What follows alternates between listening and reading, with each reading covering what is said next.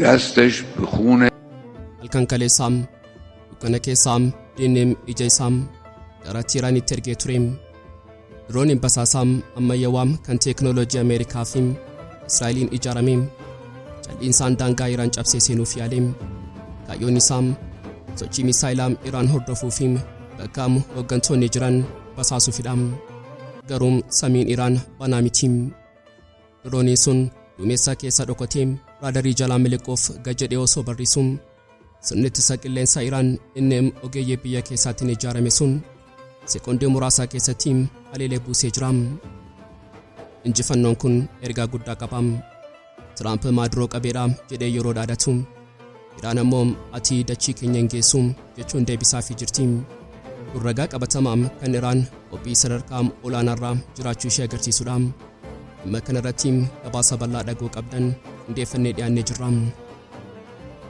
أبلا دنيان إجا شكيتين غارات إيران يورو إلالتوم وانتي سانرغان كفاتي وسوينتانيم تلو سيبيلام كانين سوچونيم كان بوبيفيم وبومبليتي كامينو الرافم ندام برزرانتين أمريكام دولاد ترامپم انجفنو لافا فينزويلا كيسا ترغتين مچاون افتولو مايسام غرالين چابا كتبو غلي سام غر إيراني تناني سيجرام إنما دروم أكومن كوفيسيم كامينيسنم كوفيسام جچون أبجوتيم ترامپم علي كامينيك أبوف وبي تايسا جراچو كنكيكم تباسالين إرغا قودماني بودام وغنان أولانا إيران علي كامنن ديبي جابام إفتيكين نجرام نوتيس ديبي ساني دبالتيم حلاق أبتمام كيسو إيران بلنان نيلالام أرام غالان تيران إشي مرمي ومتافم إبنا ورانا تلك انفمتيم دري تبابا ساساف ديبلوماسيا الدنيا تاجرتيم سو إرير سونيم داندرتيم دلن سويساني بسجاجرنيم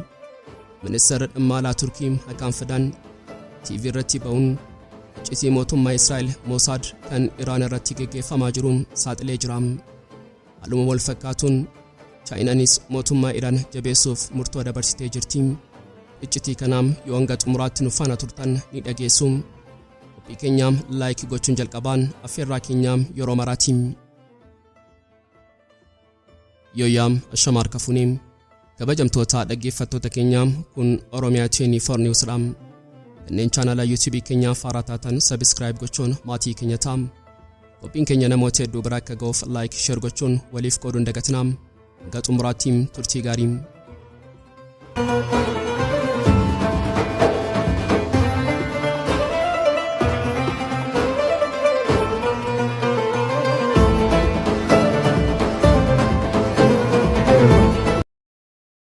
قال اصحاب موسی انا لمدرکون قال کلا حضرت فرمود حضرت موسی فرمود ابدا کلا ان معی ربی خدا با منه سیهدین او الرام غارين زاغروس ان ايران كيسا ترجمان وريم سينا ورانا العراق ابنسون لين سنجفن نوفيم بوناتين غوتماني اولاني جروم سو ميديان ورليطام إيران لافتيتيم كيسو شيت رافا ماجرتيم جچون اودو صوبام افرسنيم اگدون وراك سيران غرود وغال فجلام سيبيلا فم ابدان بريفميم دنيا تغرسي سيجرام كنكلي سام دوكانا ليميتي كيسام دنم إجسام إرغتي تريم درونيم بساسام أما يوام كان تكنولوجيا أمريكا فم إسرائيلي نجارميم الإنسان دانغا إيران جابسي سينو فياليم كايوني سام إفتريم سوچي ميسايلام إيران هردوفو فيم كاوغنتو نجران أدم سوتريم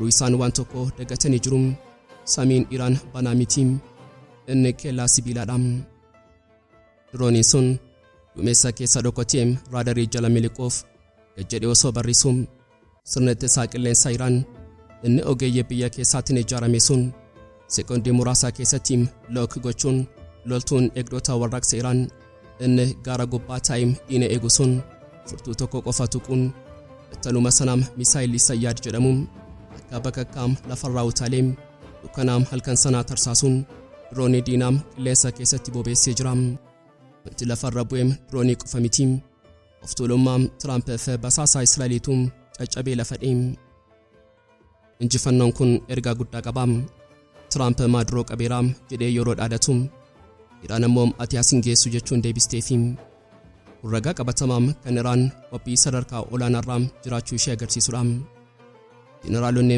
eegdota warraaqsa Iraan caccabaa diroonii sanaam walitti qabuun suuraa kaasuun addunyaatti facaasanii jiru. Ergaan isaanii fadhaam isin warri diina keenyaam dhagaam teknoolojii qabnaa jettanii of toltuum garuu nuti ija keessan jaamsuu dandeenyaam wanti samii keenyaam tuquu kamiyyuum deebi'een ba'um. Kunis mormitoota keessoo biyyaam warra mootummaan dadhabeeraa jedhaniif deebii jabaa kennee jiraam. Uummanni Iraan humni waraana isaanii ammallee leenca ta'uu isaa mirkaneeffatanii jiru. Wanti nama ajaa'ibuum dirooniin rukutame kun Stealth yookaan kan ijaan hin mul'anne jedhamudha. Ameerikaan yeroo baay'ee meeshaa kanaan biyyoota biraa sodaachifti.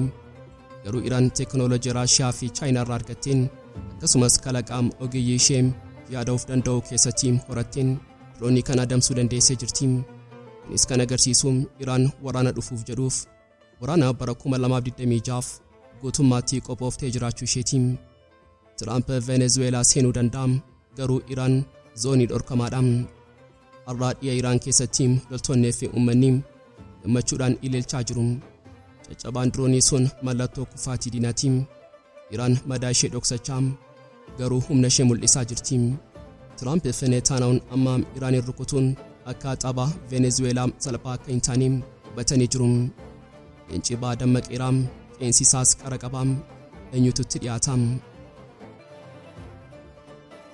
Har'aam addunyaan ija shakkiitiin gara Teheraan yeroo ilaaltu wanti isaan argan kufaatii osoo hin taane tulluu sibiilaa kan hin sochoonedha. Kan bubbee fi obomboleettii kamiinuu irraafamnedha. Pireezidaantiin Ameerikaa Doonaald Tiraamp injifannoo laafaa Venezuelaa keessatti argateen machaa'uun of tuulummaa isaa gara leencaa giddu galeessaa gara Iraanitti naannessee jira. Inni Maaduroo akkuma kuffisee Kaameniis nan kuffisaa jedhee abjooteem. Garuu Tiraamp waan tokko dagatee jira. Iraan Venezuelaa miti Kaameniis Maaduroo miti. Iftituun lafa dhiigaafam lafa shahiidummaatti malee lafa daldalaa bobaa qofa miti. Meem ala yeroo ammaa kanaam gadi fageenyaan haa ilaallu. Ameerikaa fi Israa'el waraana guyyaa 12 sana keessatti Iraanin jilbeenfachiisuuf waan dadhabaniif amma tarsiimoo araam kan waraana lafa jalaam jedhamu qabatanii dhufanii jiru. Tarsiimoon isaanii fadhaam Iraanin alaan cabsuu dadhabneerraam kanaafuu keessoo isheetti haa gubnu kan jedhudha. Tiraamp waltajjii irra ba'uun yaa uummata Iraan ka'aam mootummaa keessan kuffisaam nuti isin gargaarraam jedhee labsee jira. Kun ergaa nagaa miti summii siyaasaa jedhamaam. Tiraamp gareewwan bitamtootaa ta'an kanneen maallaqa doolaaraan bitaman fayyadamee magaalota Iraan keessatti jeequmsa uumaa jira. Isaan gamoowwan uummataa gubuu siidaa goototaa kan akka Qaasim Suleemaanii diiguu nageenya booressuun jabeessanii jiru. Garuu deebiin Teheraan irraa kenname kan lafee diinaa cabsuudha. Hoogganaan olaanaa Iraan Ayatollah Ali Khamenei namicha ganna 86 kan qaamni isaa asaasaa fi boombii diinaatiin madaa'us sammuun isaa garuu akka albuudaa jabaate sun waltajjii irra ba'ee addunyaa raasee jira. Osoo miidiyaan warra lixaa Khamenei xiyyaara qopheeffatee baqachuuf jechuun oduu sobaa farsituun inni garuu uummata isaa gidduu dhaabbatee akka jedhaam. Dhaga'i Tiraamp ati of tuulaadhaam harki kee dhiiga kumaatamaam dhiiga daa'imman keenyaam kan waraana guyyaa 12 sanaan dhangaleen faalamee jira. Ati nuun sodaachiftu Firaa'uunaa fi Numuruud warri si caalaam ani waaqaa jedhanii dhaadatan illee dhumarratti biyyoota ni jiru. Atis ni kuftaam Iraan garuu ni jiraatti jedhee jira. Meem gootummaa kanaam ilaalaam. Namichi kun waraana Ameerikaa fi Israa'el sodaatee hin baqanne inumaayyuu ija keessa ilaalee isin yakkamtoota jedhee jira. Khamenei iccitii mormii ammaa kanaam saaxilee jira. Warri daandii irratti mootummaan kufuu jedhanii iyyan kun uummata keenya miti. Uummanni keenyaam rakkina dinagdee qabaachuu danda'am garuu biyya isaa diinaaf hin kennu. Jarri kun ergamtootaam alagaatiin isaan Tiraampiin gammachiisuuf biyya gubuu jedheen uummata Iraan dammaqsee jira. Uummanni dhugaam inni biyya jaallatu Ameerikaan maaliif nu gidduu seentii jechuun dallansuudhaan ka'ee jira. Ameerikaan Iraanin Venezuelaa lammaffaa gochuu barbaaddi. Pireezidaantii ishee buttee sirna ishee diigdee mootummaa ishee deeggaruun ijaarrachuu barbaaddi. Garuu ogeeyyiin siyaasaa kanneen akka Mustafaa Saliim miidiyaa CNN irratti dhugaa jiruun ifa godhee jira. Iraan biyya salphaa miti. Isheen biyya ideoloojii fi amantii irratti ijaaramtedha. Uummanni ishee yeroo diinni alaa dhufuun tokko ta'ee kaam Tiraamp yoomnaan seeneem Iraaq yookaan Afgaanistaan lammaffaa uuma malee injifannoo hin argatu jedhee jira. Seenaan Iraan kana ragaa baam bara 1980 yeroo Saaddaam Huseen addunyaa qabatee dhufu Iraan kophaa ishee falmattee injifattee bara 2025 yeroo Israa'elii fi Ameerikaan waraana guyyaa 12 banan Iraan ni dandamatte. Har'as bara 2026 shira jeequmsa keessoo kanaam ni injifatti. Sababiin isaa Iraan hoggansa onnee qabu kan maallaqaan hin bitamne kan shahiidummaa yookaan wareegamaam akka ulfinaatti ilaaluu qabdi. Walumaa galatti wanti har'atti Iraan keessatti taajiru qabsoo birmadummaa fi gabrummaati. Tiraamp harka kennaam qananiin isiniif kenna jedha. Amanan birmadummaan keenyaam hin gurguramu beela'uu dandeenyaam garuu hin jilbeenfannu jedha. Uummanni Iraan shira diinaa hubatee tokkummaan dhaabbachaa jira. Siidaan Suleemaanii gubamuu danda'a garuu hafuurri isaa onnee uummataa keessa jira. Iraan leencaa madaa'ee taatus ammallee leencummaa ishee hin dhiisne. Diinni ishee kana beekee ija shakkiitiin dhageenya irraa ilaalaa jira. Tiraamp dhaadachuu danda'a garuu seenaan kan barsiisu humna qofaan onnee uummataa bituun akka hin danda'amnedha. Iraan ni jiraatti shirri diinaa moo ni fashala. Osoo addunyaan Iraan keessoo isheetti diigamaa jirti jechuun oduu afarsituu ayyan waraana Iraanii fi eegduu warraaqsa Iraan waltajjii irratti ba'anii icciitii shira guddicha Ameerikaa fi Israa'el xaxan saaxilanii jiru. Ergaan isaanii fadhaam pilaaniin Venezuelaa asittiin hojjetu nuti maadroo miti nuti hin kufnu. Ameerikaan torban duraa pireezidaantii Venezuelaa butee hidhuun injifannoo labsee ture. Amma immoo tarsiimoo wal fakkaataa Iraan irratti raawwachuuf ibsaa magariisaa ibsee jira. Gabaasni basaasaa eegduu warraaqsa Iraan akka saaxilutti Ameerikaan tarsiimoo waraanaarraa gara tarsiimoo jeequmsaa keessootti jirattee jirti. Sababiin isaa waraana guyyaa 12 keessatti Iraaniin cabsuu waan dadhabaniif. Hoogganaan mana maree nageenyaa Iraan Ali Laarijaaniin waltajjii TV Almayaadiin irratti ba'uun shira kanaa tokko tokkoon saaxilee jira. Inni akkas jedha. Yaa uummata keenyaa Tiraamp Netanyahuun waan tokko beeku humna waraanaatiin nu kuffisuu hin danda'an. Misaa'ila keenyaa hin dhaaban. Kanaafuu mala biraa dhaatan. Innis uummata Iraan mootummaa irratti kakaasuun jeequmsa uumuun sana booda immoo sababa uummataa oolchuu jedhuun waraana keessaa galchuudha. Laarijaaniin icciitii sodaachisaa biraas dubbatee jira. Ji'oota 3 hanga 4 dura Israa'eloonni ifatti dubbatan Iraan keessatti caasaa ijaarranneerra yeroo barbaannetti ni dhoosna jedhan. Kunoo har'aa wanti arginu isa kana. Gareewwan shororkeessootaa kanneen qawwee G3 fi shugguxii hidhatan uummata keessa seenanii siidaa goota keenyaa Qaasim Suleemaanii diiguun masjiida gubuun Qur'aana gubuun mormii nagaa miti kun jalqabaa waraana waliiniti. Ministeera dhimma Iraan Abbaas Araghchiin Beirut Libaanos keessatti gaazexeessootaaf ibsa kenneen shira pilaanii Venezuelaa sanaa gadi fageenyaan ibsee jira. Ameerikaan pilaanii maadroo sanaa asitti siyaalteetti isaan guyyaa 3 keessatti Iraaniin harka kennisiisnaa jedhanii abjootan. Garuu nuti isaan fashaleessine. Iraan biyya laafaa miti nuti madaa keenya dandamannee diina keenyaam ija keessa laallaa. Garuu dhugaan lafa jalaa maali? Iraan dhiphina keessa jirti. Gabaasni tasniimii fi maara akka mul'isutti uummanni Iraan rakkoo dinagdeetiin hudhamee jira. Tiraamp qoqqobbii irra kaa'ee maallaqa biyyattii dhoowwatee jira. Kun immoo gatii boba'aa fi nyaataa ol kaasee jira. Uummanni dallansuudhaan daandii irra ba'ee jira. Mootummaan Iraan kana ni beeka. Laarijaaniinis rakkoon dinagdee jiraachuun dhugaadha mootummaan furuu qaba jechuun amanee jira. Yeroo akeekkachiisa jabaa kennee rakkoo dinagdee qabaachuun biyya diiguuf sababa hin ta'u. Namni tokko rakkoo qaba jedhee mana ofiin gubuun warri guban ergamtoota diinaatti jedha. Wanti hunda caalaa nama ajaa'ibu deebii raayyaa waraanaa Iraaniiti. Raayyaan Iraan inni yeroo baay'ee siyaasa keessa hin seenne har'aa ibsa diimaa baasee jira. Nuti dantaa biyyaa fi nageenya uummataa tiksuuf shira diinaa kamiyyuu ijibbaataan morkanna.